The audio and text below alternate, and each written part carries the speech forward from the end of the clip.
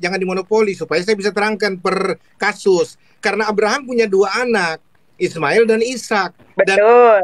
dikatakan di dalam perjanjian baru, anak perjanjian itu bukan dari Ismail, itu dari Ishak lah. Pastor, mohon maaf, bukan maksud menggurui. Silakan dibaca di ayat ke-21-nya, Pastor. Saya ngerti. Kitab Kejadian. Sebentar, Ismail Pastor. itu, sebentar, Umi. Ismail dinubuatkan akan menjadi bangsa yang besar. Tapi Tidak. Pastor, silakan baca kitab Kejadian 17 ayat ke-21. Dan tentang Ishak, aku akan mengadakan perjanjian dengan Sarai nanti setelah dia menikah tahun depan sama seperti ini. Sama seperti ini. Di kitab Kejadian 17 justru Ismail yang dibahas di sana. Karena ayat ke-20-nya, dan tentang Ismail, aku telah mendengarkan permintaanmu, akan kubuat dia beranak cucu banyak, dari dialah ke-12 nabi-nabi akan dilahirkan, raja-raja akan dilahirkan, dan akan kujadikan bangsa yang besar. Kemudian ayat ke-21-nya, Pastor, mohon maaf karena Umi nggak baca Bible ya. Ayat ke-21-nya kurang lebih seperti ini, kalau ada yang salah tolong diperbaiki. Dan untuk Ishak, mengenai Ishak, aku akan mengadakan perjanjianku dengan Ishak nanti setelah Sarah melahirkan di tahun depan sama seperti ini. Coba kita buka ya. Kitab Kejadian 17. Pastor, berarti pastor dari keturunan Ismail menjadi raja-raja, bukan aja. menjadi nabi. Berarti kalau dia menjadi nabi, nggak sinkron lagi, pastor. Sebentar, Billy, kamu tidak tahu apa-apa, Billy. Iya kan, menjadi raja-raja, bukan nabi. Pak Joshua, kamu Pastor, yang ngajarin Pak Bible Joshua, aja, itu Neofios turunin dulu aja, gantiin Farhan aja naik. Farhan mau naik. Itu kan jadi raja-raja, bukan aja. jadi nabi. Farhan mau naik. Kamu baca sendiri loh, jadi raja-raja, bukan jadi nabi. Billy, dengerin Billy, makanya kamu diem lah, kamu tuh belum paham Bible. Gua yang ngajarin Bible tuh, aduh, bukan muslim kalau nggak framing. Sudahlah. Kamu kan sudah baca tentang raja-raja, bukan jadi nabi. Rasul tadi sudah jelas bahwa akan diutus seorang nabi sama sepertiku, kata Musa. Makanya lu diem, lu tuh nggak paham apa-apa. Jangan pintar, Billy. Enggak. Nabi Musa seperti apa? Nggak usah diam-diam kamu. Iya, seperti Nabi Musa seperti apanya, harus dirinci lagi.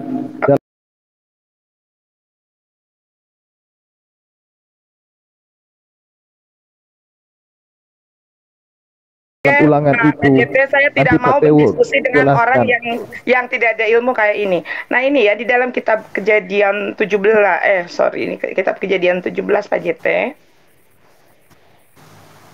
Umi, saya ngerti yang Anda kutip semua itu terbagi dua secara proporsional.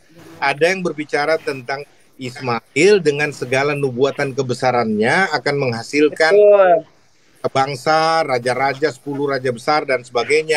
Tapi di perjanjian juru selamat itu lahir dari Ismail, sedangkan dari Ishak itu ditetapkan dari Abraham, Ishak, Yakub. Dari situlah akan hadir juru selamat itu yang tidak lain. Sebentar Pak JT, kita baca ya supaya jelas.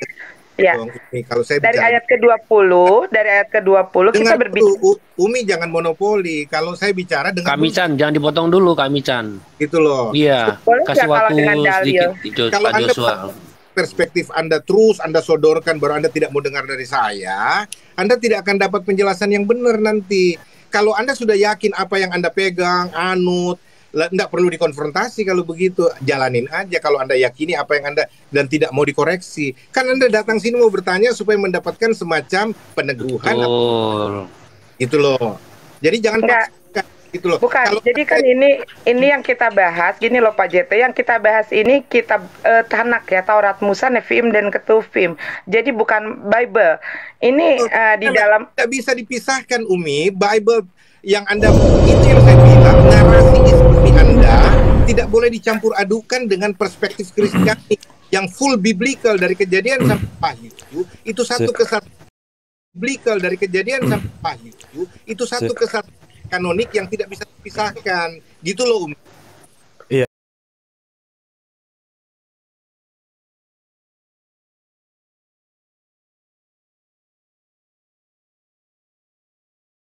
Izin sedikit Jadi saya kira begini ya Pak ya, izin sedikit bahwa sebenarnya begini, kalau boleh saya masuk sedikit bahwa Umi itu bukan berusaha menggunakan perspektif Islam untuk membedah apa yang tertuang di dalam perspektif kekristenan. Ini kan hanya bicara soal dua metode saja, hermeneutik dan ekseges, kan begitu ya? Lalu kemudian tadi ya hermeneutik dan ekseges kan itu. Cuman begini, kita memiliki sebenarnya keterbatasan ya. Saya kira keterbatasan itu harus kita hilangkan dulu ya. Apa itu? Kita sudah menggunakan peralatan yang sifatnya doktrinal. Artinya ini tidak objektif. Kan begitu, ini adalah subjektif. Nah, kalau memang metodenya itu umum saja, misalnya pendekatan hermeneutik, saya kira harus ada dasar penjelasan tertentu, tidak menggunakan pengertian budaya atau pengertian orang-orang terdahulu kan, karena memang semua orang bisa baca Bible kan begitu Pak ya. Nah, saya sebenarnya nanti mau masuk, kalau nanti diizinkan oleh Pak JT Joshua, saya tertarik dengan pernyataan Bapak bahwa untuk mengetahui perspektif ajaran kekristenan itu, kita harus menggunakan kacamata yang bersifat holistik, menyeluruh. Begitu ya. Jadi tadi juga saya melihat bahwa ternyata ada perbedaan di dalam perspektif kekristenan antara monoteism dengan monoteistik atau monistik. Nah, itu berbeda ya, monoteistik dengan monoteisme itu berbeda.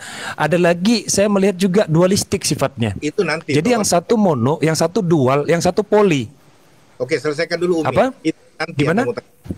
Itu kan Anda bilang nanti. Ya kan, Oke, ya, silakan Umi. Ya. Pastor boleh Umi melanjutkan. Sebentar. Silakan Umi. Saya minta sekali lagi, saya hargai, saya hormati cara pandang Anda, cara memahami Anda.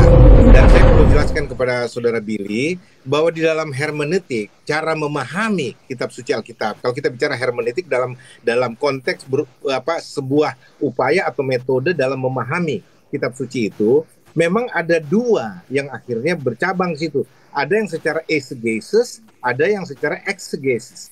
Nah, ini kita tidak berbicara keterpilahan itu. Yang saya bicara bahwa Umi tadi itu, dia mencampur adukan. Kenapa saya berani katakan antara perspektif Islami yang dipaksakan dalam memahami kitab suci Alkitab. Itu jelas tidak mengena gitu loh. Tapi enggak loh Pastor. Gitu loh. Enggak, Umi ini berlepas dari keislaman. Dari tadi Umi yang Umi bacakan apa yang ada di dalam Bible. Contohnya gini, tentang kitab Kejadian 17 ya. Mohon maaf, kita di sini kan mencari kebenaran, Pastor ya. Jadi Umi pengen tahu kebenarannya seperti apa. Karena di dalam kitab Kejadian 17 ayat ke-20, di sini jelas sekali dikatakan tentang Ismail, Pastor. Aku telah mendengarkan permintaanmu, ia akan kuberkati, kubuat beranak cucu dan sangat banyak. Ia akan memperanakan 12 raja dan aku akan membuatnya menjadi bangsa yang besar. Ayat ke-21-nya. Tetapi perjanjianku akan kuadakan dengan Ishak yang akan dilahirkan Sarai bagimu tahun depan, tahun yang akan datang, pada waktu seperti ini juga. Jadi kitab Kejadian 17 ini belum berbicara mengenai Ishak. Karena di ayat 21 jelas ini dikatakan, tetapi perjanjianku akan kuadakan dengan Ishak yang akan dilahirkan Sarai bagimu tahun depan, tahun yang akan datang, pada waktu sama seperti ini juga. Tapi Anda tidak bisa berhenti di ayat ini karena ini ayat nubuatan, ayat perjanjian yang penggenap. Yang baru. Baik, kita lanjutkan, Pastor. Di Galatia, anak perjanjian. Galatia. Enggak. Kalau saya bicara, jangan dibicara, Umi, supaya Anda juga ngerti. Ini Anda kalau saya bicara, Anda bicara, jadi kita nggak nyambung gitu loh. Jangan maksain gitu loh. Saya berusaha menerangkan walaupun. Ya, silakan, Pastor, silakan. Karena kita tidak mungkin kulik satu persatu. Ini kan teman-teman yang lain juga perlu ngomong. Maksud saya bahwa kalau Anda berhenti di situ dan memberikan semacam batasan, barrier, bahwa ini kan Ishak belum lahir, otomatis ini berlaku untuk Ismail. Saya bilang itu salah, tidak sepenuh kebenaran. Karena Ismail hanya dinubuatkan menjadi sebuah bangsa yang besar dengan banyaknya raja-raja. Tapi tidak ada satu catatan pun di Alkitab bahwa dari Ismail lah akan lahir Sang Mesias. Juru selamat tidak ada, Umi.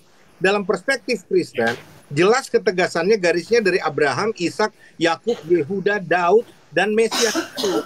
Jadi ini mestinya Anda juga bisa memahami dong. Artinya kalau berbeda, oh begitu perspektif Kristen ya. Yang saya pahami tidak begitu, gitu loh. Kalau Anda bilang perspektif Anda itu perspektif Kristen, saya katakan salah. Nggak begitu, karena Anda ambil setengah kebenaran, gitu loh, Umi.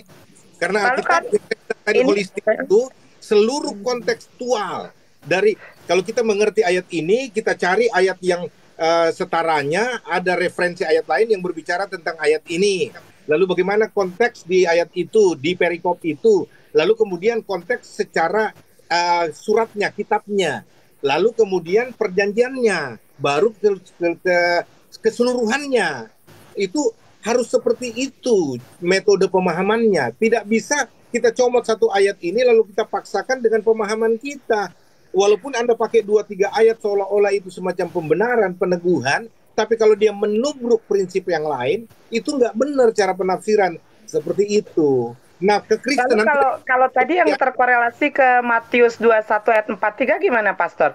Kalau di dalam Markus 21:43 ini sudah jelas, sebab itu aku katakan kepadamu bahwa kerajaan Allah akan diambil daripadamu dan akan diberikan kepada satu bangsa yang akan menghasilkan buah kerajaan. Nah, jadi ini tadi korelasi kitab Kejadian 17:20, Pastor. Ini bukan korelasi. Tapi saya akan jawab. 1 Petrus 2 ayat 9, Anda baca, di situ dikatakan sebab kamulah bangsa yang terpilih, imamat yang rajani, bangsa yang kudus, umat kepunyaan Allah sendiri. Ini tidak lagi berbicara Israel, tapi tidak juga berbicara bangsa-bangsa keturunan Ismail. Bukan, ini the new nation. Suatu bangsa baru yang dibentuk dari kumpulan orang-orang yang percaya Yesus sebagai Mesias. Itu konteksnya. Nggak bisa. Tapi kenapa di dalam Matius ini justru mengatakan demikian, Pastor? Di dalam Matius ini jelas loh perkataannya, sebab itu aku berkata kepadamu bahwa kerajaan Allah akan diambil daripadamu dan akan diberikan kepada satu bangsa yang akan menghasilkan buah kerajaannya. Nah, kalau kita lihat di dalam kitab Kejadian 20, ini justru Allah ini sudah mau menjelaskan bahwa siapa yang akan dijadikan bangsa yang besar ini adalah dari Ismail. Tidak, salah. Itu salah. Anda masukkan perspektif Islam. Tidak begitu.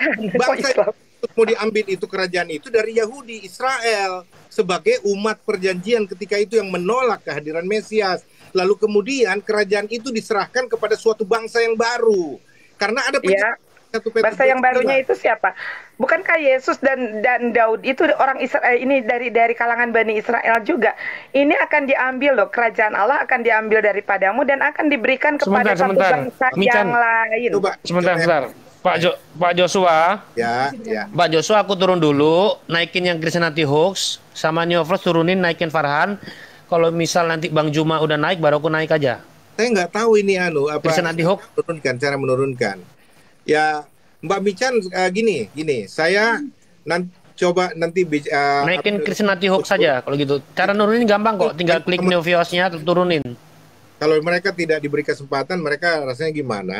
Saya berjanji kalau Anda mau, kita nanti ngobrol sama-sama, bahas khusus, saya akan tunjukkan supaya Anda paham bahwa apa yang Anda saya bilang tadi, saya hormati pemahaman Anda, tapi tidak bisa dipaksakan gitu loh, narasi seperti itu. Baik, nggak apa-apa, Pastor, nggak apa-apa, saya terima kok. Itu kan keimanan Pastor dan yang sedang dibahas juga bukan tentang keimanan Islam, tentang keimanannya Pastor. Nggak apa-apa, saya terima kok jawabannya. Oke, mungkin bergantian dengan yang lain saja ya. Pastor Joshua Tewu, terima kasih, salam buat Ibu Gembala. Baik, Mican, makasih banyak partisipasinya, Tuhan berkati ya. Oke. Amin. Tuhannya Yesus juga memberkati Pak JT. Pastor, izin Pastor untuk tambahin dulu sedikit. Kalau misal mau nurunin, tinggal klik orangnya yang Neovios itu, diturunin bisa. Waduh, kok bisa begitu ya? Kenapa mau diturunkan? Iya, kenapa mau diturunin gitu? Enggak, katanya kan rencananya kan Suma sama Farhan. Emangnya udah kamu datang mau? Emang Ustadz Juma? Sudah. Kan belum datang kan? Belum, tapi Farhannya naik kan kita sudah di bawah. Tentu saya nggak akan berani gulil adab. Tenang aja. Ya udah, kalau gitu Farhan naikin dulu aja, Farhan naikin dulu aja Pak JT. Nggak bisa, bagaimana cara nurunin saya nggak ngerti dan alasannya apa mau diturunin orang udah masuk. Ini aja kita kasih kesempatan. Nggak apa-apa, nanti kami akan turun. sendiri, ada, oke, Pak oke, Pendeta, enggak apa-apa, tenang enggak aja. apa-apa. Oke. Iya, Pak Novlos, nanti kami akan turun Ya. sendiri. Naikin Pak Pendeta, Farhan jangan aja, repot-repot, Farhan nggak naikin apa-apa. aja. sebentar, Mm-mm. sebentar, tolong di tertib. Nevri Islam Pak, kalau boleh tanya aja. Siapa? Bagaimana Pak? Pak Billy. Sebentar Pak Nevri. Oke, saya Kristen, Pak. Oke. Silakan Pak. Pak Nevros, waktu buat Pak Billy dari tadi ada pertanyaannya yang tertunda Pak. Boleh Pak Pendeta, boleh. Silakan. Oke. Jadi ketika tadi ada penekanan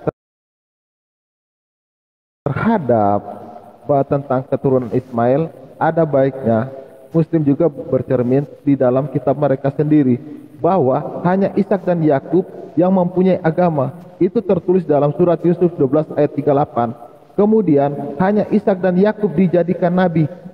Itu tertulis dalam surat Maryam ayat 49. Dan hanya Ishak dan Yakub diberkati Tuhan. Itu ada di dalam surat 21 ayat 72.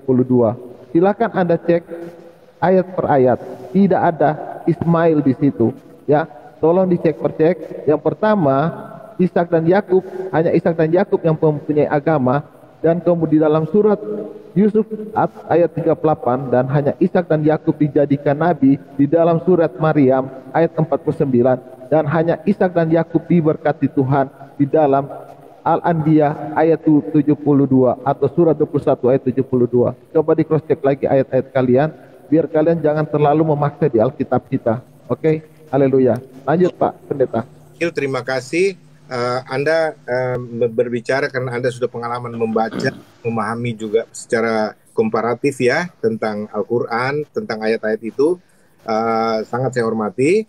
Walaupun saya sendiri nggak pernah meneliti karena memang saya fokus kepada ajaran Kristen saja dan berusaha hidup dengan kaidah itu. Tapi ini masukan yang bagus yang menjadi pertimbangan juga buat teman-teman seperti Umi Dini tadi ya. Terima kasih Pak Bill. Ini referensi pembanding. Ya silahkan aja. Oke, terima kasih. Pak Nevlos, silakan Pak Nevlos. Ya, sebelum lebih lanjut Pak Pendeta, dengan hormat ini boleh dinaikkan salah satu teman Muslim yang memang di bawah sudah menunggu itu, yang namanya Farhan. Ya. Ya, sebentar ya. Saya boleh lihat. Pak Pendeta. Siap. Oke. Ya. Oke, sudah naik ya Pak Farhan. Karena di sini juga ada Umi Diva kan. Iya, soalnya tuh awalnya kan saya kan bikin Komal ini untuk Pak Joshua kan untuk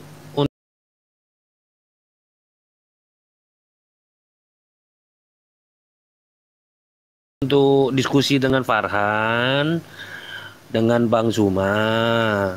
Tapi Bang Juma sampai sekarang masih belum datang, mungkin dia lagi sibuk. Saya udah kasih tahu dia jam 7 Pak. Oke, dia bilang sih oke. Tapi Bang Juma masih belum datang. Ya udah kita tunggu saja. Silakan. Lanjut Pak. Silakan. Nevlos silakan Pak Farhan. Ya, saya sebenarnya singkat nanti. Tenang aja teman-teman, saya singkat nanti. Saya bakal turun nanti. Jadi begini, kebetulan karena ada Pak Pendeta, saya yakin dengan kapasitas lah ya dan kapabilitas, tentu kalau kita masuk lebih dalam diskursus akademis, saya yakin itu, saya tidak meragukan itu gitu. Maka kadang saya juga berhati-hati kadang dialog dengan teman-teman Kristen kan begitu untuk masuk lebih dalam lagi. Saya tertarik lagi dan lagi tadi perkataan Pak Pendeta bahwa untuk mengetahui perspektif dalam ajaran kekristenan itu kita harus menggunakan kacamata yang holistik. Betul tidak Pak? Betul ya? Saya sepakat. Tentu semua kitab suci itu kita harus menggunakan perspektif yang menyeluruh atau keseluruhan. Tetapi kita juga tahu bahwa ada hal-hal yang memang harus kita sepertinya mengamati lagi ya lebih dalam lagi. Contoh begini. Nanti ada yang mau saya tanyakan terkait dengan definisi satu dalam perspektif kekristenan. Satu itu apa? Kan begitu ya. Baik itu nanti satu diistilahkan sebagai esa, ehad, ahad atau apapun nanti istilahnya ya, silakan nanti. Ini kita sedang berekseges atau nanti saya sedang bereseges. Jadi begini Pak, yang saya tahu adalah ketika menyebut Yesus Kristus maka melekatlah dua hal pada dirinya. Ini secara umum ya, saya tidak menggunakan dalil-dalil dalam Bible. Sebisa saya. Melekatlah dua hal dalam dirinya. Yang pertama adalah dia memiliki nilai-nilai keilahian atau unsur-unsur keilahian. Yang kedua, dia memiliki unsur-unsur insani atau kemanusiaan. Betul ya Pak ya? Betul ya Pak Pendeta ya? Nah, Yesus juga memiliki gelar yang saya tahu. Gelarnya sebagai Imam, Nabi, Raja, Mesias, Juru Selamat, Anak Manusia, dan Tuhan. Nah, pada kata Tuhan ini yang saya bingung. Begitu. Kalau dikatakan dia sebagai Tuhan, nanti silakan Bapak kritik. Dalam konsep monoteistik atau monoteisme, itu dia tidak boleh dualis sifatnya. Dia tidak boleh dualistik. Kenapa? Karena dualistik ini adalah sesuatu teori yang menyatakan bahwa terdapat dua hal yang berbeda. Dua hal yang berbeda, ya, yang tidak memiliki kesamaan antara satu dengan yang lain. Itu sifat dualistik. Nah, kalau monoteistik itu adalah kepercayaan bahwa Tuhan hanya satu dan berkuasa penuh atas segala sesuatu. Kalau monistik adalah ajaran yang hanya memiliki satu substansi atau prinsip esensial. Nah, jadi saya bingung ketika dikatakan bahwa Yesus adalah Tuhan. Ya, lalu kemudian Bible berkata di dalam Yohanes 10 ayat 30, aku dan Bapa adalah satu. Lalu kemudian dikatakan lagi di dalam Yohanes 17:21 supaya mereka semua menjadi satu. Saya tertarik sekali dengan angka satu ini, Pak. Nanti coba jelaskan ya. Sama seperti engkau ya Bapa di dalam aku dan aku di dalam engkau. Ini apakah definisi satunya ini bersifat jamak atau tunggal? Definisi satu ini. Kalau dikatakan dia tunggal, aku dan Bapa adalah satu dan tunggal, bagaimana dengan Yohanes 17:21? Supaya mereka, nah mereka ini menjadi satu juga. Supaya mereka semua menjadi satu, sama seperti engkau ya Bapa di dalam aku dan aku di dalam engkau. Mau dijelaskan, Pak? Mohon maaf kalau panjang ya Pak ya, mohon maaf sekali. Silakan Pak Pendeta. Oke, saya mesti terlebih dahulu menjelaskan tentang predikat-predikat yang melekat pada Kristus, pada Yesus ya. Pertama, Yesus sendiri nama. Itu yang Alkitab kasih tahu. Jesus is the proper name of God. God atau Allah, Lord atau Tuhan adalah kalau kita bicara tentang itu jabatan ilahiyat. Ya, Allah satu yang disembah, the strong one, sementara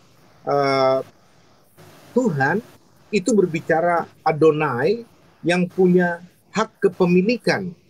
Kalau kita bicara sampai bisa diturunkan kepada istilah Tuhan untuk membedakan dari Tuhan. Ya. Nah, jadi kalau kita berbicara predikat-predikat ini, kita mesti tahu dulu, termasuk Bapa. Bapa ini tidak berbicara, Alkitab tidak berbicara Bapa itu adalah satu predikat dengan pribadi tersendiri yang berbeda dengan anak sebagai predikat yang tersendiri dengan pribadi yang tersendiri, ya, sehingga menghasilkan kejamakan pribadi. Lalu muncullah pemahaman bahwa una substantia itu tres personae yang seperti kita banyak dengar dibahas itu, artinya satu hakikat dengan tiga pribadi. Itu tidak diajarkan Alkitab, ya, karena yang Alkitab ajarkan Allah itu bukan hakikat, gitu loh. Tapi teman-teman mengatakan hakikatnya adalah Allah, ya. Bapa itu adalah Allah, Anak adalah Allah, Roh Kudus adalah Allah. Hakikatnya satu, yaitu Allah, ya, dengan tiga pribadi. Nah, saya tidak menganut itu karena bagi saya seperti yang Alkitab ajarkan, yang menjadi hakikat Sang Pencipta, eksistensi, keberadaan, substansi, yang bicara semacam eksistensi dasar dari Sang Pencipta, sumber dari segala keberadaan ini. Itu adalah roh. Roh itulah hakikat ya dari Sang Pencipta itu. Sementara Bapa adalah salah satu gelar atau predikat yang diperkenalkan oleh Sang Pencipta itu berkenaan terhadap dirinya sebagai pencipta, sumber dari semua yang ada, mula dari semua keberadaan, sehingga dia adalah Bapa dari semua yang ada, gitu loh. Lalu sementara kata anak itu sendiri itu adalah eksistensi Sang Pencipta yang adalah roh itu ketika dia mengambil bagian dalam kemanusiaan. Untuk apa? Untuk tiga misi. Pertama untuk penebusan, kedua untuk keteladanan, dan ketiga itu untuk penyertaannya di dalam penjagaan karyanya. Jadi Bapa, Anak, dan Roh Kudus sebagai Sang Immanuel, apa yang mempresentasikan kehadiran Tuhan dalam diri orang percaya, Ini kita melihat bukan keterpisahan atau polarisasi kepribadian, bro. Tidak, saya tidak menganggap seperti itu. Silakan. Baik, ada yang saya garis bawahi tadi dan saya kira itu butuh pertanggungjawaban ya Pak ya. Saya menangkap apa yang Bapak sampaikan. Cuman yang saya garis bawahi adalah ketika Bapak mengatakan Bapak itu sebagai predikat dan Yesus Kristus sebagai proper name. Nah ini akan ada konsekuensi, tapi mudah-mudahan tidak ada konsekuensi. Akhirnya pertanyaan saya bertambah. Tetapi nanti coba saya singkat saja ya, pertanyaan saya bertambah. Kalau memang Bapak sebagai predikat, bolehkah anak dipanggil dengan sebutan Bapa? Itu yang pertama. Yang kedua, kalau Yesus sebagai proper name, berarti Yesus itu boleh disebut sebagai Yesus ketika dia sudah ada. Ada sebagai apa? Ada sebagai manusia dan Tuhan. Baik, pertanyaan saya adalah, bolehkah Yohanes 1 ayat 1 disebut sebagai Yesus? Karena di situ tertulis bahwa pada mulanya adalah firman, tidak ada dagingnya ya. Pada mulanya adalah firman, bukan pada mulanya adalah firman dan daging. Artinya hanya sebagai predikat saja dia, belum memiliki proper name. Pertanyaan saya adalah, apakah Yohanes 1 ayat 1 itu merujuk kepada Yesus atau bukan? Kenapa? Karena syaratnya begini, setiap mengucapkan Yesus melekat dua hal yang tidak boleh dihilangkan, salah satu, yaitu manusia dan Tuhan. Ketika hanya firman saja, dia tidak boleh disebut sebagai Yesus. Ketika manusia saja, dia tidak boleh disebut sebagai Yesus. Maka Yohanes 1 ayat 1 itu untuk siapa? Untuk Yesus atau untuk firman saja? Silakan dijawab Pak. Itu aja mungkin Pak, pertanyaan saya. Kalau kita bicara proper name, untuk Yesus dong. Ya semua untuk Yesus. Tapi sebentar Pak, tapi mesti diulas kan? Sebentar. Jadi yang namanya proper name, Jesus is the proper name of God, the proper name of Lord, the proper name of the Father, of the Son, of the Holy Spirit. Jadi Bapa namanya Yesus, Anak namanya Yesus, Roh Kudus namanya Yesus, Allah namanya Yesus, Tuhan namanya Yesus, Raja di atas segala raja namanya Yesus. Nah, Yesus nama, sedangkan yang lain itu adalah predikat dari Sang Pencipta dalam kontekstualisasi proporsional. Artinya, kalau kita bicara Bapa, dia sedang memperkenalkan dirinya bahwa dialah Sang Pencipta seru sekalian alam. Segala sesuatu diciptakan oleh dia dan tanpa dia tidak ada sesuatu pun yang ada sekarang ada. Semuanya dia Bapa dari semua yang ada, baik yang sudah pernah ada, yang ada sekarang, yang akan ada nanti, baik yang kelihatan. Pak, saya takut salah dengar Pak, mohon maaf sekali, saya takut salah dengar. Tadi Bapak bilang Bapak adalah Yesus, Anak adalah Yesus, Roh Kudus adalah Yesus, betul ya Pak ya? Tidak, salah. Tadi Bapak barusan bilang seperti itu.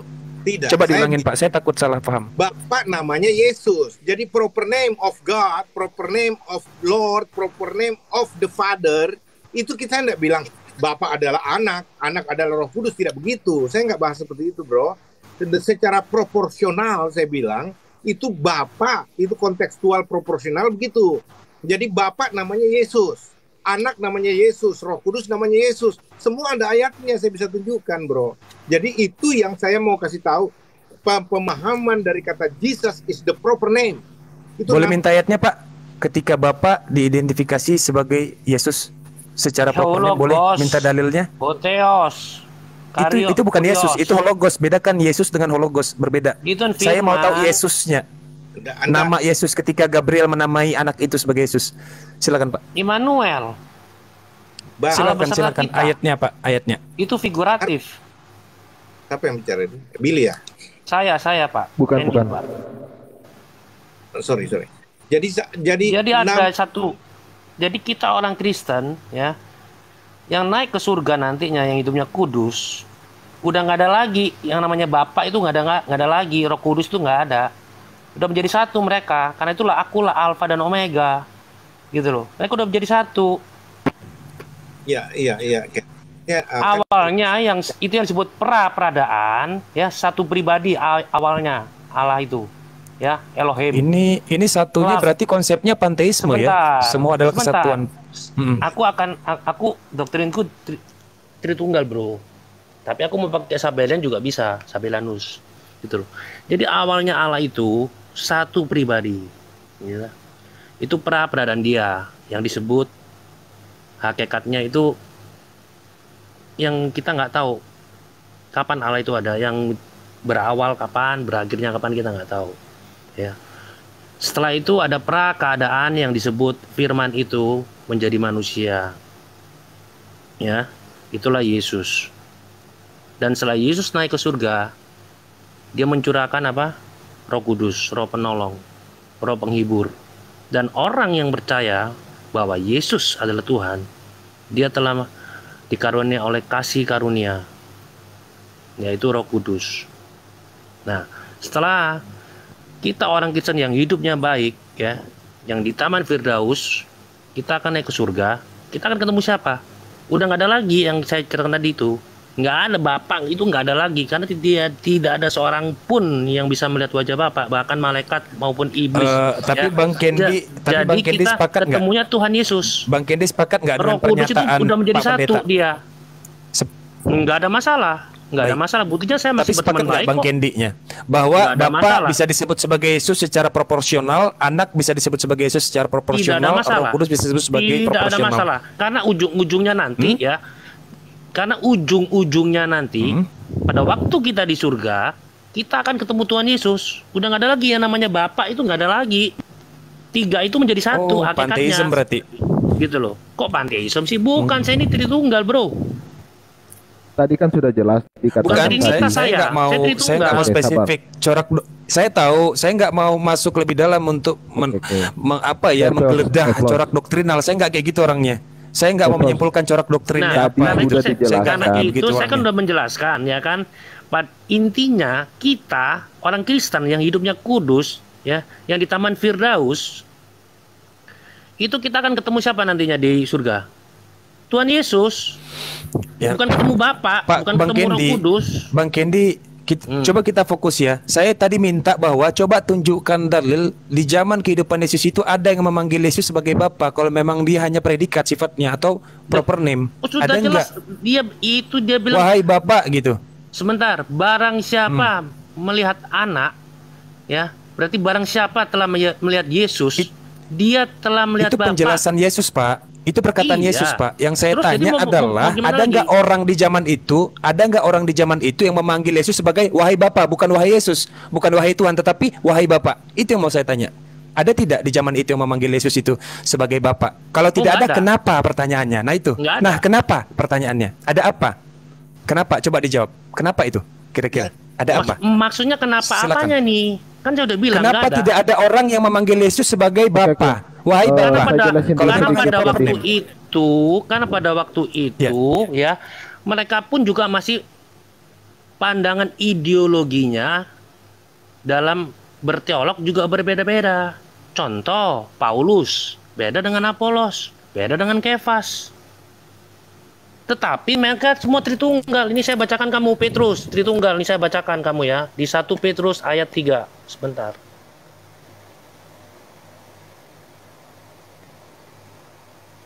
Sambil dicari bahwa 1 Petrus ayat 2 dan ayat 3. Saya bacakan ya. Yaitu orang-orang yang dipilih sesuai dengan rencana Allah Bapa kita dan yang dikuduskan oleh Roh supaya taat kepada Yesus Kristus dan menerima percikan darahnya. Kiranya kasih karunia dan damai sejahtera makin melimpah atas kamu. Lalu terpujilah Allah dan Bapa Tuhan kita Yesus Kristus, yang karena rahmatnya yang besar telah melahirkan kita kembali oleh kebangkitan Yesus Kristus dari antara orang mati kepada suatu hidup yang penuh pengharapan. Amin. Itu Tritunggal, bro. Petrus, Jujur ya, kita Pak, ya. buka lagi. Kalau Kita dalam buka lagi Yakobus. kalau dalam metode Kita buka- akademik sebentar, tertolak sebentar. sebenarnya. Kamu kan Saya selalu tuh nggak menghina pakai iman loh. Paulus. Ya kan Bukan, banyak bukan. orang bilang Saya nggak menghina pakai Paulus. iman Saya dalam hal pakai ini. Petrus. Bahkan saya pakai Bang Yohanes. Kendi. Ini ada satu di Wahyu. Bang Kendi, Bang Kendi, hari ini saya tidak memakai jubah keimanan saya. Maka tadi saya bilang Iya. saya mau masuk kepada diskursus akademis saja, tidak mau pakai iman. Enggak, jangan bawa iman dulu, imannya dikantongin dulu maksud saya loh Bang Kendi. Izin. Kan begitu. Oke. Oke, 1 menit dulu Bang Kan Kendi. tadi kan sudah jawab. Tidak ada. sebentar, teman-teman tenang dulu. Jadi apa yang Bang Kendi bicara dari perspektif dia, Bang Nevlos, ya sudah, apakah masuk kriteria akademik Anda atau tidak, itu pendapat dia. Soal dia mau mengatakan klaimnya bahwa ini harus pakai iman, ya kita hargai saja. Termasuk Bang Kendi terhadap Bang Neflos, yang dia tuntut penjelasan akademik tentang istilah-istilah yang ada di Alkitab. Saya nggak pakai Paulus ya, saya pakai Petrus. Saya akan pakai ini lagi. Saya akan pakai Oke, 1 menit dulu, Bro Kendi. Yohanes. Silakan yang lain. Saya serahkan kepada saudara-saudara saya yang Kalau seiman yang Yohanes- lain, Bang Farhan atau Uni Rifa, silakan. Oke, silakan. Oke, 1 menit dulu. Silakan Bang Farhan duluan ya. Kalau di Oke. kalau Satu di menit dulu. Yohanes ya di Oke. Sebentar Bang Kendi, biar Pak Bang Farhan dulu sebentar. Silakan. Ya, oke Bang Billy Saya silakan. minta 1 Itu ada menit saya dulu, mau kasih Pak tahu Pastor. di 1 Yohanes itu ada. Oke, 1 menit bisa? Silakan Pak Billy. Oke. Gini Bisa. ya, Mau 30 Bang Billy apa? dulu ya, silakan. Sabar Farhan. Yesus mengatakan baptiskanlah mereka dalam nama Bapa, Anak dan Roh Kudus. Dalam nama itu jelas dalam bahasa Yunani artinya toanoma. Toanoma itu artinya satu nama. Berarti satu nama itu adalah nama dalam Efesus 1:17. Supaya Elohim Tuhan kita Yesus Kristus, Bapa kemuliaan dapat memberikan kepadamu roh hikmat dan penyingkapan dalam pengenalan akan Dia. Jelas. Sudah tertulis. Jadi kita tidak berretorika di sini. Kita mempunyai dasar keimanan yang tertulis, bukan asumsi. Oke, saya balikin lagi Kan ke dasar Pak keimanan bukan dasar argumentasi. Nah itu yang maksud saya loh. Saya butuh dasar argumentasi bukan dasar keimanan. Maksud saya itu loh. Coba teman-teman, kecuali Pak Pendeta ya, kecuali Pak Pendeta. Maksud saya, tolonglah jangan terlalu Tadi kan saya udah terlalu jawab, Pak. sensitif. Tidak Maksud ada, saya Pak. begitu loh. Tidak ada, Pak. Yang Bapak jelasin itu Nah, tidak ada. tolong dijawab kenapa? Itu tadi pertanyaan saya. Kenapa tidak saya ada tidak yang tahu. memanggil Yesus sebagai Bapa? Nah, itu dia. Nah, itu yang harus dicari tahu maksud saya. Silakan Pak Pendeta, kita cari tahu bersama-sama. Kok Kenapa kamu lawan tidak apa yang memanggil? tertulis, Neflos? Ya, silakan. Ini Karena tertulis pada Neflos.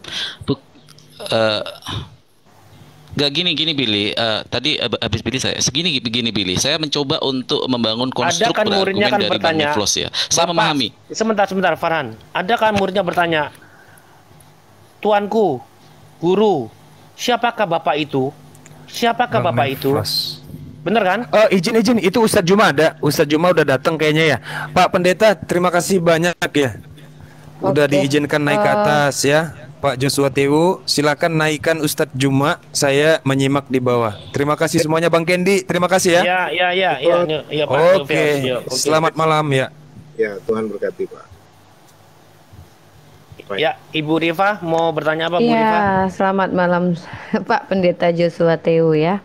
Yes. Gimana apa kabarnya Pak? Sehat? Baik, Sister. Anda sehat juga? Ya, saya sangat sehat sekali. Oh ya, by the